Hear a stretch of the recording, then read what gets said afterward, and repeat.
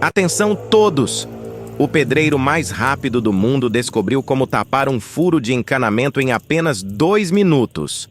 Enquanto a concorrência se pergunta como ele faz isso, os outros pedreiros ficam com olhares incrédulos. Mas calma, não é mágica, é tecnologia. E se você tiver um vazamento um dia, lembre-se: 2 minutos na mão desse gênio e tudo estará resolvido. Prepare-se para ser o novo guru do encanamento.